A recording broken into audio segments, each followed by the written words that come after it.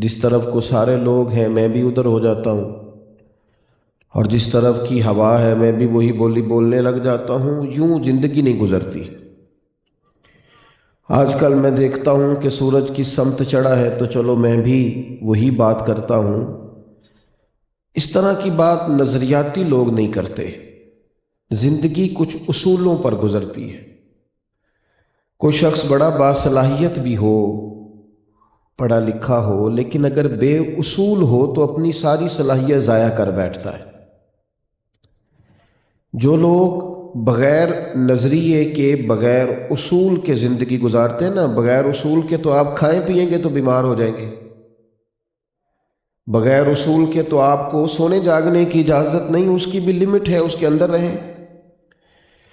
چونکہ ہمارے ہاں یہ مزاج بنتا جا رہا ہے کہ ہم یہ دیکھتے ہیں کہ آج کل ہوا کدھر کی ہے، وہی باتیں کرنی شروع کر دیتے ہیں۔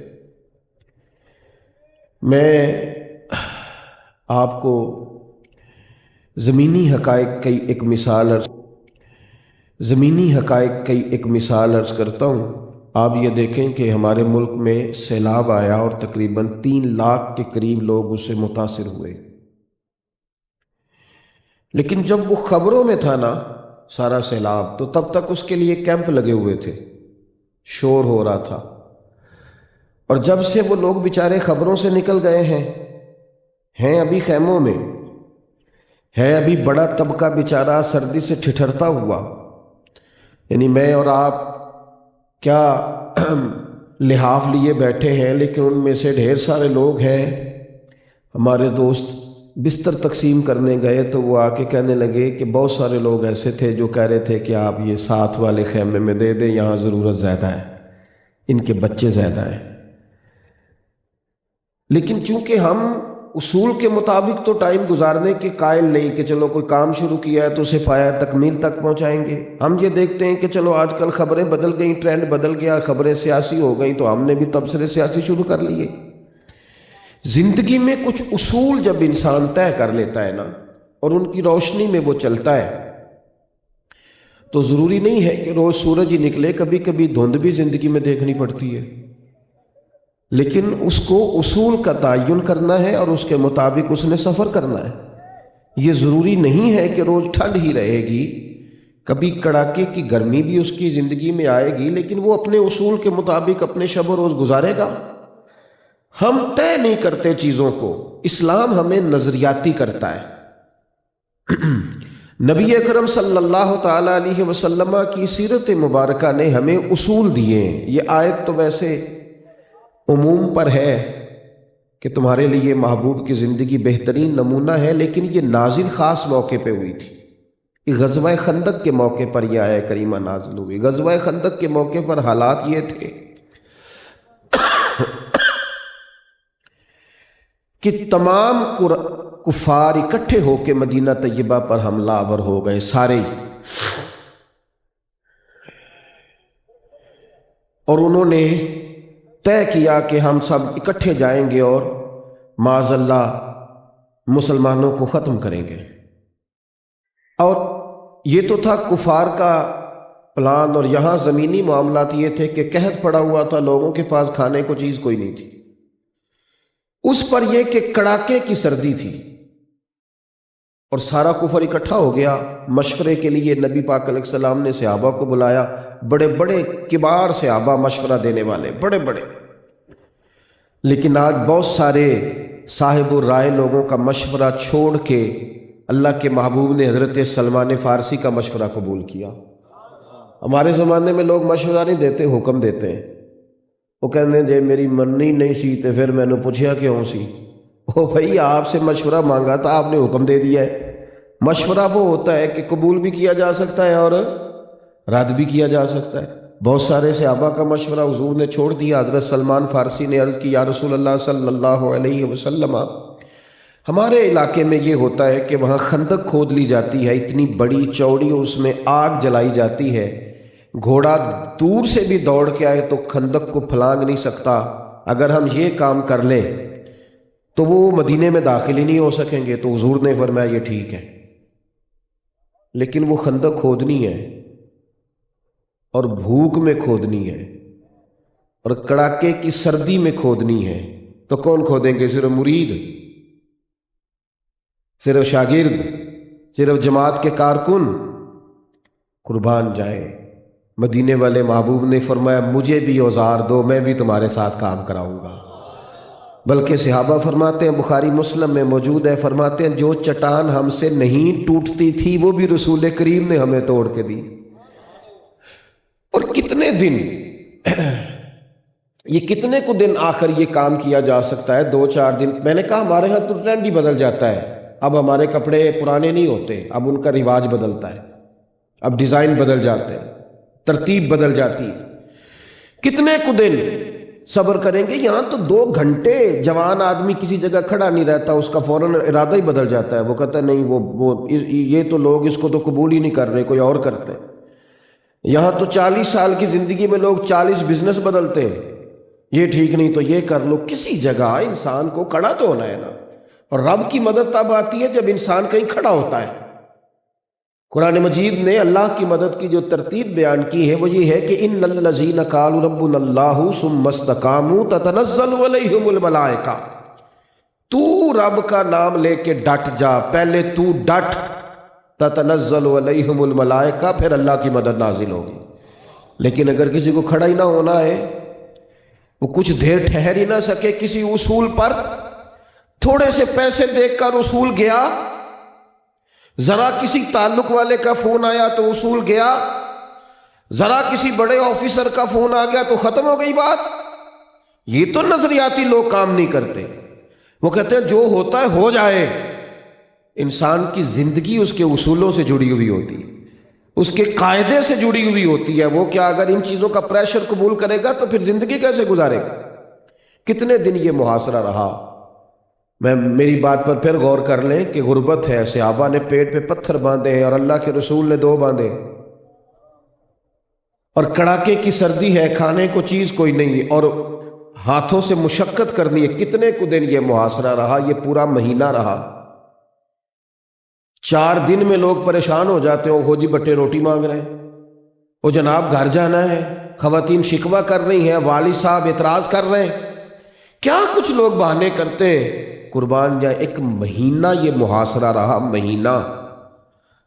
مدینے کے منافقین یہود و نصارہ سوچ پر مجبور ہو گئے کہ مسلمان آج کمزور پڑے کہ کل پڑے، آج پڑے کہ کل پڑے، لیکن پورا مہینہ رسول کریم ڈٹ کے کھڑے رہے، اور حضور کو دیکھ کر صحابہ کھڑے رہے۔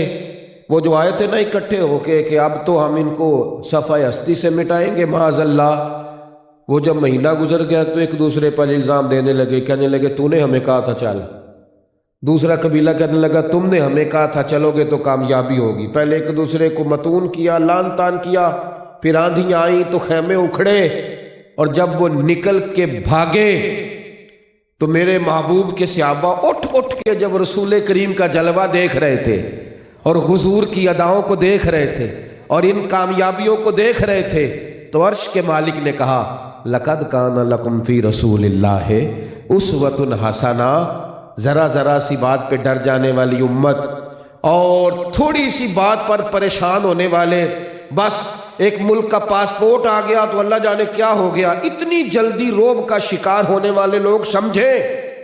رب کہتا ہے لَقَدْ كَانَ لَكُمْ فِي رَسُولِ اللَّهِ أُسْوَةٌ حَسَنَةٌ، تمہارے لیے میرے رسول کی زندگی میں بہترین نمونہ ہے، اسے اختیار کرو، اپنی زندگی قاعدوں کے مطابق گزارو، اصول کے مطابق زندگی میں کچھ چیزیں طے کریں، کچھ چیزیں طے کر لیں کہ میں نے نبی پاک علیہ السلام نے اعلان نبوت سے پہلے بعض لوگوں کے ساتھ مل کے ایک تنظیم قائم کی تھی۔ اعلان نبوت سے پہلے سیرت کی کتابوں میں ہمیں وہ معاہدہ ملتا ہے، فرمایا یہاں ہاتھ پہ ہاتھ رکھ کے جوانوں وعدہ کرو، محبوب اس جماعت کا حصہ تھے، فرمایا کبھی کسی ظالم کو کسی غریب پر ظلم نہیں کرنے دیں گے، یہاں طے کرو۔ میں چھوٹا آدمی ہوں، بڑی بات کروں گا تو پتہ نہیں سجے گی کہ نہیں سجے گی، لیکن میں کہا کرتا ہوں کہ کسی علاقے سے صرف 10 بندے کھڑے ہو جائیں نا، صرف 10 لوگ صرف کھڑے ہو جائیں کہ ہم ظلم نہیں ہونے دیں گے، تو ظلم کے تو پیر ہی کوئی نہیں ہوتے۔ جتنا بزدل ظالم ہوتا ہے دوسرا ہوتا ہی کوئی نہیں، سب سے زیادہ بزدل ظالم ہوتا ہے۔ اس لیے کہ اس نے ظلم کیا، وہ کامتا ہے۔ لیکن کیا ہمیں پتہ نہیں ہوتا کہ جس کے ساتھ ہم کھڑے ہیں وہ ظالم ہے کہ مظلوم ہے؟ کیا فائل پڑھتے ہی ہمیں سمجھ آ نہیں جاتی کہ بندہ کس طرح کا ہے؟ تو کیوں نہ ہو زندگی میں کچھ اصول طے کر لیے جائیں کہ ہم کبھی بھی کسی ظالم کے سپورٹر نہیں بنیں گے، کچھ قاعدے بنائے جائیں۔ اور رسول پاک نے یہ قاعدہ بنایا، اور پھر حضور نے وہ قاعدہ بنایا تو پھر محبوب کھڑے ہوئے۔ ایک تو ہمارے ہاں لوگ کہتے ہیں حالات نہیں ٹھیک۔ او بھائی، حالات کیا ہوتے ہیں بھلا؟ حالات کیا ہوتے ہیں؟ جب میرے گھر کو آگ آتی ہے تو حالات فوراً ٹھیک ہو جاتے ہیں، پھر مجھے کیس کی بھی سمجھ آتی ہے، پھر مجھے یہ بھی سمجھ آتی ہے کہ کہاں کہاں سے لوگوں کو لانا ہے۔ لیکن جب کسی اور کی مدد کرنی ہوتی ہے تو پھر کیسے حالات خراب ہو جاتے ہیں؟ یہ جو حالات کا معاملہ، اس پر بھی غور کریں۔ حضور علیہ الصلوۃ والسلام کا جو مکی زمانہ ہے نا اسلام پر، وہ سخت گیر دور ہے۔ یعنی مسلمان دار ارقم کے اندر چھپ کے نماز پڑھتے ہیں۔ اب حالات کیسے ہوں گے، گراؤنڈ ریالٹی کیا ہوگی، سب سمجھ سکتے ہیں۔ سخت ترین حالات کا بظاہر مقابلہ ہے۔ لیکن قبیلہ عراش کا ایک شخص مکہ مکرمہ آیا، 2-3 اونٹ اس نے بیچنے تھے، ابو جہل نے خرید لیے، پیسے نہیں دیتا تھا، دبا کے بیٹھ گیا۔ حالات اسلام پر سخت ہیں اور سارا مکہ بظاہر مخالف ہے، مسلمان ظاہری طور پر کمزوری کا شکار ہے۔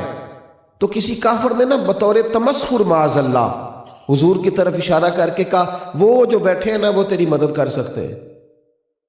وہ شخص کہتا ہے میری کیونکہ جو بندہ غریب ہوتا ہے نا بیچارہ، وہ تو رو رہا ہوتا ہے، اور میں نے مظلوموں کو دیکھا ہے، میں نے غریبوں کو دیکھا ہے، سڑک بھی سیدھی نظر نہیں آتی۔ پھر تو میرے بھائی ان کو دستخط کرنے بھول جاتے ہیں۔ لیکن کیا بتائیں، بعض اوقات جن سے کچھ لکھوانا ہوتا ہے وہی کہہ رہے ہوتے ہیں پہلے پینسلوں کا ڈبہ لے کے آؤ۔ کیا کریں، کس راہ کا تعین کریں، کیسے کر کے نکلیں؟ آپ کبھی غور کریں گے کہ جب انسان پر پورا بوجھ بنا ہوتا ہے اور پھر اس سے جب کیفیات پوچھی جا رہی ہوتی ہیں، جب حالات پوچھے جا رہے ہوتے ہیں، تو پھر کئی لوگ تو ایسے ہیں جنہوں نے رپٹ درج کرانا چھوڑ دیا۔ نقصان یہ ہوا کہ ظلم مضبوط ہوتا گیا، مظلوم پیچھے ہٹتے گئے، ظالموں کی رسی دراز ہوتی گئی۔ انہیں محسوس ہوا کہ شاید ہمیں پوچھنے والا کوئی نہیں، حالانکہ ان بطش ربک لشدید، ساری عدالتیں زمین پہ نہیں لگنی، ایک رب نے بھی لگانی ہے۔ ہاں ایک عدالت وہ بھی لگائے گا، اور کہتا ہے ابھی میں نے ڈھیل دی ہے، پھر جب میں پکڑوں گا تو رب سے زیادہ شدید کسی کی پکڑ او وارث شاہ مان کری نہ وارثاں دا، او تے بے وارثہ کر کے مار دائی۔ لیکن کب؟ جب احساس ہو انسان۔ اس شخص نے آ کے عرض کی، یا رسول اللہ صلی اللہ تعالی علیہ وسلم، وہ جانتا نہیں ہے بظاہر حضور کو، میں اپنے الفاظ میں بات کر رہا ہوں۔ اس نے عرض کی، حضور ایک مکے کا سردار ہے، اس نے میرے اونٹ خریدے ہیں، غریب آدمی ہوں، اب وہ میرے پیسے نہیں دے رہا۔ تو میں نے سرداروں سے بات کی ہے، تو جب اس کا نام بتایا تو یہ تو کانپنے لگے ہیں، اور ایک نے آپ کی طرف اشارہ کیا، اور وہ شخص کہتا ہے میں حیران تھا کہ انہوں نے مجھے بھیجا ہے، پر یہاں تو حال یہ ہے کہ سادے سے کپڑے ہیں، زمین پہ بیٹھے ہیں، میں 10 باتیں کرتا ہوں تو محبوب ایک جواب دیتے ہیں، اور وہ بھی دھیما بولتے ہیں، دھیما تیرے آگے ہیں یوں دبے لچے فصحا عرب کے بڑے بڑے، کوئی جان منہ میں زبان نہیں بلکہ جسم میں جان نہیں۔ اور بریلی کے امام فرمانے لگے، ان کی باتوں کی لذت پہ بے حد درود، اور ان کے خطبے کی ہیبت پہ لاکھوں سلام، اور جس کے گچھے سے لچھے جڑے نور کے، ان ستاروں کی نزہت پہ لاکھوں سلام، اور جس کی تسکی سے روتے ہوئے ہنس پڑے، اس تبسم کی عادت پہ لاکھوں سلام۔ فرماتے شہزادے سنو، اللہ آپ کو خوش رکھے، اللہ آپ کو بہتر صلہ دے، میری بات پر توجہ کریں۔ یہ وعدہ میں نے کر لیا تھا، ورنہ میں 3 ہفتے سے کہیں جا نہیں پا رہا، کچھ طبیعت پر اثر ہے، اس لحاظ سے خوش بھی ہوں کہ ساتھ ساتھ اگر انسان کی صحت ایسی رہے تو گناہ بھی ساتھ ساتھ ہی معاف ہوتے رہتے ہیں، یہ معاملہ بھی ساتھ ساتھ چلتا رہتا ہے، اور بیماری میں نفس بھی کمزور ہوتا ہے، بہت سی بیجا خواہشات سے اللہ تعالیٰ بندے کو محفوظ رکھتا ہے۔ تو آپ میری بات سن لیں، میں چاہ رہا ہوں کہ جلدی سے چند باتیں عرض کر سکوں آپ کی خدمت میں۔ عزیز دوستو، اس نے آ کے حضور کو دیکھا، لہجہ دیکھا. نبی کریم نے فرمایا تو نام بتاؤ نا بندے کا. تو شخص کہتا ہے میں نے کوئی بڑی خوش دلی سے نہیں بتایا، چونکہ باقی لوگ جو ہاتھ کھڑے کر چکے تھے کہ وہ تو بڑا ظالم ہے. کہتے میں نے کہا حضور اس کا نام ابو جہل ہے، ابو الحکم ہے، تو آپ میرے ساتھ چلیں گے؟ تو کہتے ہیں کریم محبوب نے نا مجھے تھپکی دی اور فرمایا فکر کیوں کرتا ہے، چل نہ میں ابھی تیرے ساتھ چلتا ہوں. میں نے کہا کہ آپ حالات دیکھ کے مظلوم کے ساتھ کھڑے ہوں گے، یا پہلے آپ دیکھیں گے کہ ظالم کا منصب کیا ہے؟ پہلے آپ یہ دیکھیں گے کہ میرے گھر تک آگ کیسے آ جائے؟ او خدا کے بندے، ایک بندہ ہوتا ہے صرف ظالم کے سامنے کھڑا ہونے والا، وہ ایک ہوتا ہے. پھر اس ایک کو اللہ پورا قافلہ بنا دیا کرتا ہے، اس ایک کو اللہ جماعت بنا دیتا ہے. اللہ کے پیارے محبوب علیہ السلام ساتھ چلے، یعنی ساتھ چلے، صرف ٹیلی فون نہیں کیا، یہ نہیں کہا کہ میں نے رکا لکھ دیا ہے، یہ نہیں فرمایا جا تیرا کام ہو جائے گا، یا میں نے لیٹر پیڈ پہ لکھ دیا ہے، میں نے کارڈ کے پیچھے تحریر کر دیا تو فکر نہ کر. حضور ساتھ چلے، اس کے ساتھ نہیں جس کا 6000 ووٹ تھا، اس کے ساتھ نہیں جو آدمی کئی ٹوکریوں سمیت آیا تھا، اس کے ساتھ نہیں جو اونچی کرسی پر بٹھایا جاتا تھا. ناراض ہو گئے آپ لوگ؟ تو ادھر ادھر تو نہ باتیں کریں، میرے ساتھ کریں. یہ خوگر حمد سے تھوڑا سا گلا تو سن لے، سنے نا یار، قربان جاؤں. یہ میں اور آپ سب اس سوسائٹی کا حصہ ہیں، کسی ایک کی بات نہیں کر رہا. آپ غور فرمائیں گے حضور ساتھ چلے. کہتے سارے رستے میں سوچتا رہا کہ بھلا حضور کے تو دھیمے دھیمے انداز ہیں، تو بڑا ظالم ہے، میں 2-4 ملاقاتیں کر چکا ہوں. وہ تو کہتا جا جدھر سے ملتے ہیں لے لے، نہیں میں دیتا. کہتے قربان جاؤں، محبوب بڑے دھیمے دھیمے نظریں جھکائی، تھوڑی تھوڑی باتیں کرتے، سادہ لب و لہجہ. لیکن جب ابو جہل کا دروازہ آیا تو میں نے دستک دی، اور جب دروازہ کھلا تو محبوب نے فرمایا تو ہٹ جانا پیچھے. کہتے ہیں جب میں پیچھے ہٹا تو پھر میں نے ان جھکی ہوئی نظروں کو اٹھتے دیکھا، پھر میں نے اس لہجے کا دبدبا دیکھا. بریلی کے امام کہنے لگے غضب سے ان کے خدا بچائے، نور باری جلال میں ہے. کہتے ہیں محبوب کریم علیہ السلام کے چند جملے، فرمایا تو سردار بنتا ہے کیا غریبوں کا خون چوس کے سرداری کرے گا؟ سردار بھیک بھاک والے کو کہتے ہیں کہ لوٹ لینے والے کو کہتے ہیں؟ تو میں یہ غریب پردیسی کہیں سے آیا اور اس کے تو نے پیسے دبا لیے، کب دینے ہیں پیسے جلدی بتا. کہتے ہیں اگلا جملہ نہیں بن پڑا، ابو جہل تو کانپنے لگا، کہنے لگا جی میں ابھی آیا لے کے. کہتے ہیں اگلے ہی لمحے جب وہ پیسے میری طرف بڑھ رہے تھے تو میں پھر نہ پیسے دیکھ رہا تھا نہ کامیابی دیکھ رہا تھا، میں معصوم آمنہ کو دیکھ رہا تھا، میں حضرت عبداللہ کے اس در یتیم بیٹے کو دیکھ رہا تھا. لب و لہجے کی سادگی، یہ حسن، یہ انداز، یہ رعنائی. کہتے ہیں حضور تو مجھے دے کے چلے گئے، لیکن لوگوں میں دن کے اجالے میں بھی ان کے حسن تکلم کا شیدائی بن گیا، اور میری راتوں میں جب وہ خوابوں میں آتے ہیں تو تب بھی ان کا پیکر رانا مجھے اپنی طرف کھینچتا ہے. حضور نے یہ نہیں دیکھا کہ حالات کا تناظر کیا، یار زندگی میں کہیں انسان کھڑا تو ہو، کسی جگہ وہ بات تو کہہ سکے. ہمیں تو اس طرح کی سیاست سکھائی جا رہی ہے، اس طرح کا ماحول بنایا جا رہا ہے. خبردار جماعتوں کے بتوں میں قید نہ ہونا، کسی سے اختلاف کرو تو فقط دلیل کی حد تک، اور دلیل مل جائے تو اختلاف ختم، باقی ان بتوں سے باہر نکلو. ہم ایک دین کے ماننے والے ہیں، ایک وطن کے رہنے والے ہیں، ہمارے دکھ سکھ سانجھے ہیں. ہمیں سیاسی فرقہ واریت میں بانٹ دیا گیا ہے. بچوں کے اخلاق، تہذیب، انداز گفتگو دوسروں کے حق میں اتنے خطرناک کر دیے گئے ہیں کہ میری قوم کبھی ایسی تو نہ تھی، ہمارے نوجوان کبھی ایسے تو نہ تھے، ان کا لہجہ کبھی یوں تو نہ تھا. چند لوگوں نے اپنے سیاسی مفادات کی خاطر وہ تقسیم کی ہے کہ الامان والحفیظ. واپس لوٹیے، زندگی اصولوں پر کھڑی کیجیے. اور پھر ایک اور بات، یہ بھی ضروری نہیں کہ ظالم اگر اپنا ہے تو پھر اسے چھٹی دے دی جائے، اور اگر غیر ہے تو پھر اس کے پیچھے چلا جائے. ہم نے اصول قائم کرنا ہے، یہ دیکھنا ہے ظلم کہاں ہو رہا ہے، زیادتی کس کے ساتھ. یہ اصول حضور نے دیا ہے. جرت کریں، ہمت کریں. اگر کہیں والدہ بھی اپنی ہمارے گھر میں بھابھی کے ساتھ کوئی تلخ رویہ اختیار کرتی ہے تو احترام سے کہیں، ادب سے کہیں، لب و لہجے کو باوضو کر کے کہیں، پر والدہ سے بھی کہیں کہ اگرچہ یہ کسی کی بیٹی ہے پر بیٹی تو ہے نا۔ یہاں سے آغاز کریں، گھر سے شروع کریں۔ ہم نا بڑی ساری جگہوں پہ بڑی سارے معاملات کے اندر اس طرح بند ہوئے ہیں برادری کے خول میں، قبیلے کے خول میں، کہ ہماری کوئی نظریاتی زندگی نہیں رہی، ہمارا کوئی سوچ ہی نہیں رہی، ہمارا کوئی اصول اور قاعدہ ہی نہیں رہا زندگی گزارنے کا۔ کھڑے ہونا سیکھیں، عدل کرنا سیکھیں۔ ہمیں سیرت کی کتابوں میں وہ والی روایت بھی ملتی ہے جب ایک کلمہ گو فیصلہ لے کے آیا، گرچہ منافق تھا پر کلمہ تو پڑھتا تھا نا، مسلمان کہلاتا تھا، لوگ اسے مومن جانتے تھے۔ اس نے اپنا مقدمہ حضور کی بارگاہ میں پیش کیا اور مقابلے میں یہودی تھا، یہ کلمہ گو ہے، گرچہ منافق اور سامنے یہودی ہے، لیکن قربان جائیں اس زمین نے وہ والے فیصلے بھی دیکھے ہیں، اس آسمان کے نیچے یہ رنگ بھی دنیا نے دیکھا ہے کہ محبوب نے کلمہ گو کے خلاف فیصلہ کیا اور یہودی کے حق میں فیصلہ دیا۔ عدل عدل ہے، انصاف انصاف ہے، معیار معیار ہے۔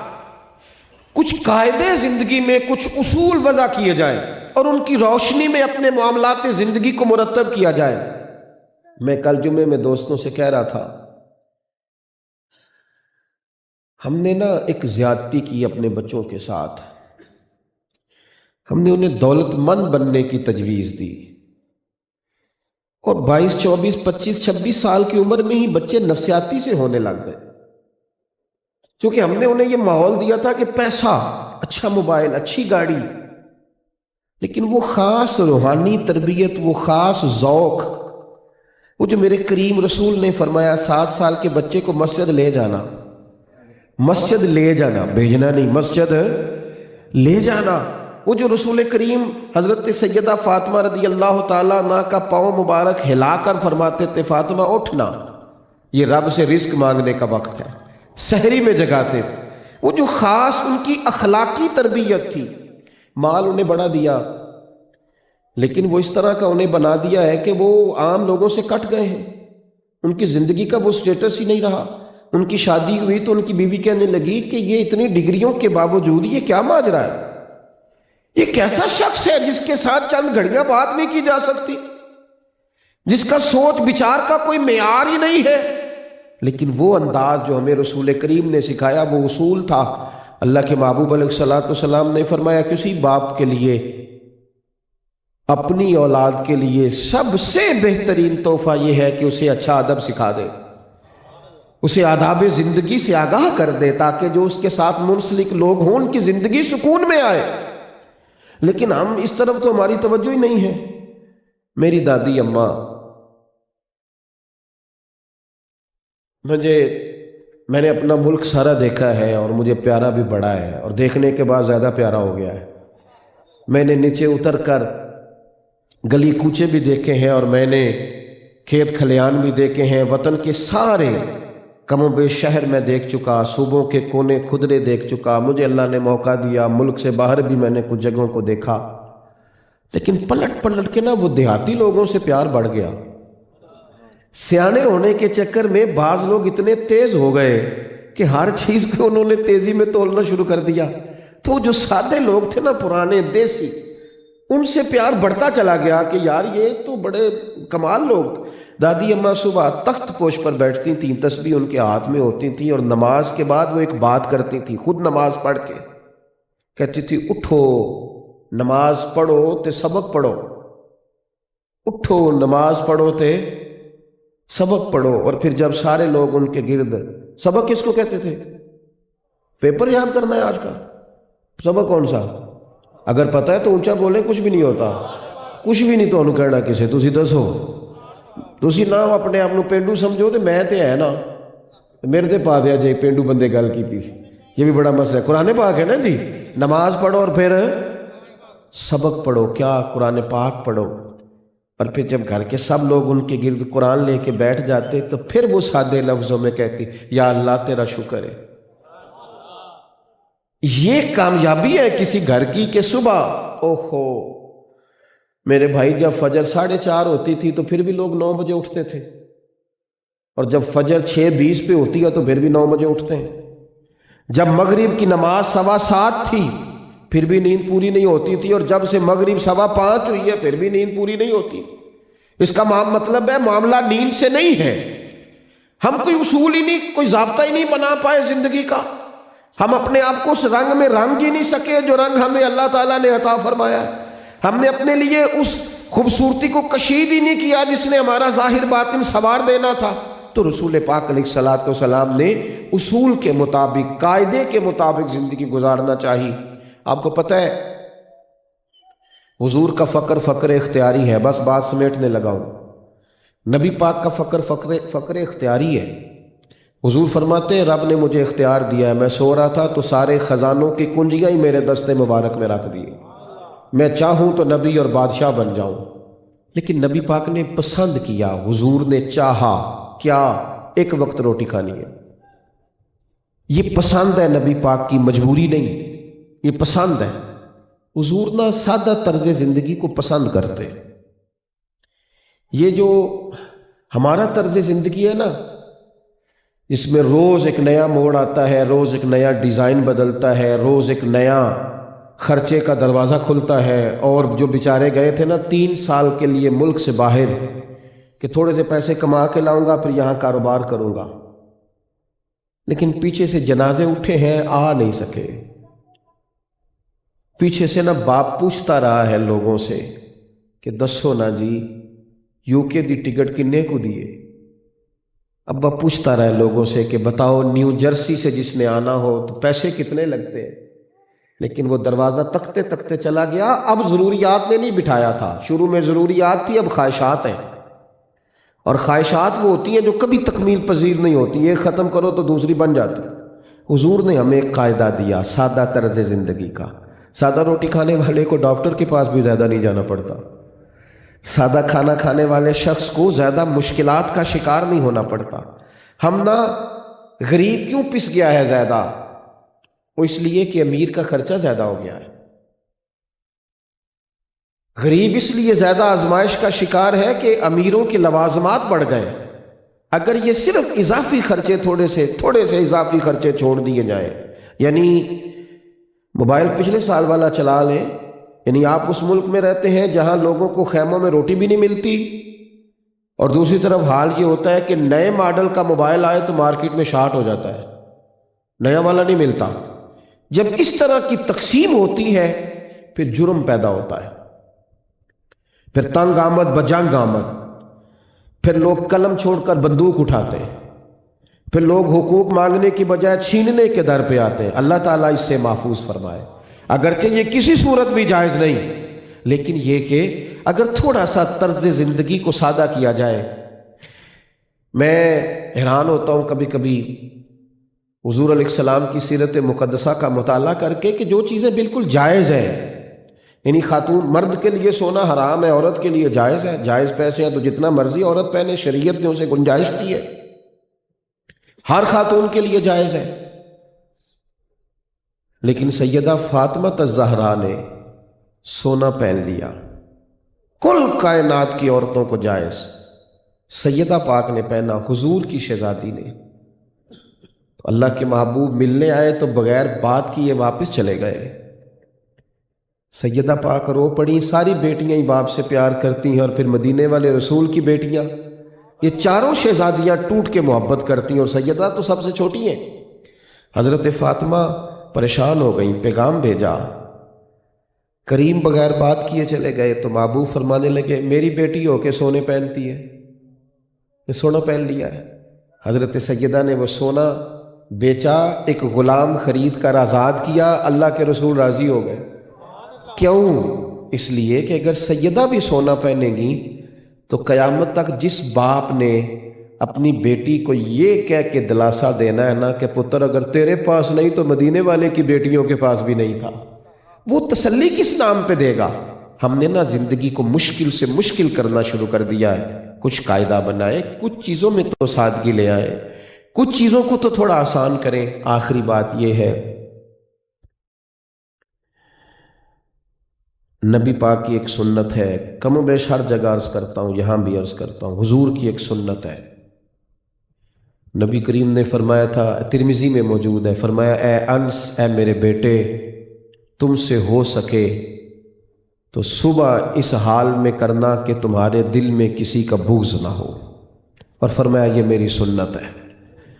ایک اصول زندگی میں یہ بھی بنائیں، کوئی شرعی مسئلہ نہ ہو، کوئی بندہ بدعقیدہ بد مذہب نہ ہو، بد دین نہ ہو، باقی اپنے دل سے نا نفرتوں کو نکالیں، عداوتوں کو نکالیں۔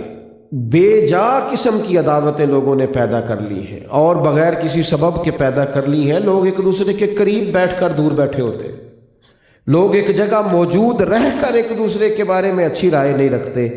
دل تھوڑے کشادہ کیے جائیں، پاک ہوئے تے پاک ہی ملدا ہے تے بنا پاکوں پاک نہیں ملدا۔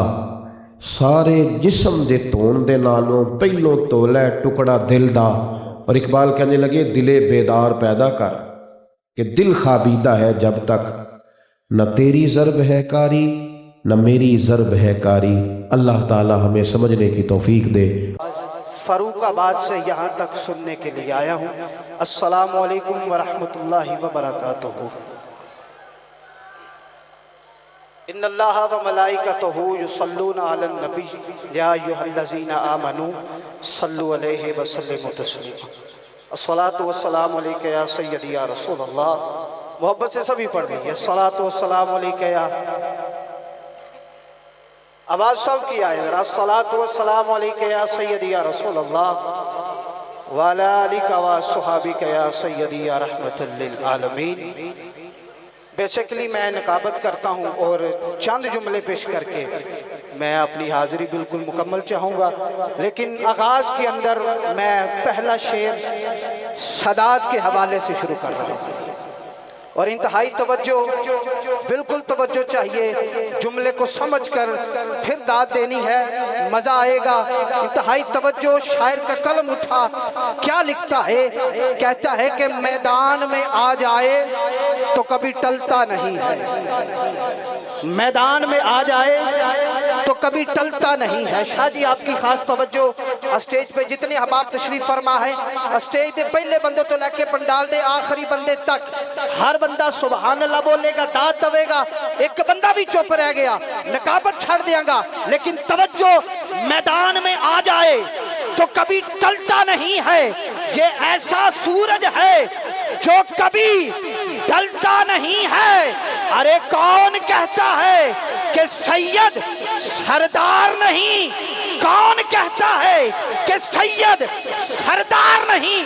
سید کا مطلب کبھی بدلتا نہیں ہے۔ خریداروں سے کہہ دو، خریداروں سے کہہ دو قیمت نہ لگائے، خریداروں سے کہہ دو قیمت نہ لگائے۔ خون علی بہتا ہے بکتا نہیں ہے، خون علی بہتا ہے بکتا نہیں ہے۔ حیدر دے خون دیا لوکو، تصویر دا نام حسین ہے۔ حیدر دے خون دیا لوکو، تصویر دا نام حسین ہے۔ نانے دے سپنے دی واحد تعبیر دا نام حسین ہے۔ زہرا دے شیری اطہر دے تاثیر دا نام حسین ہے۔ اور جملہ سمجھ کے بولے ہو، سانو موت نے یارو مارنا کی، ساڑے پیر دا نام حسین ہے۔ سانو موت نے یارو مارنا کی، ساڑے پیر دا نام حسین ہے۔ کہ ہر ابتدا سے پہلے ہر انتہا کے بعد ذات نبی بلند ہے، ذات خدا کے بعد ذات نبی بلند ہے۔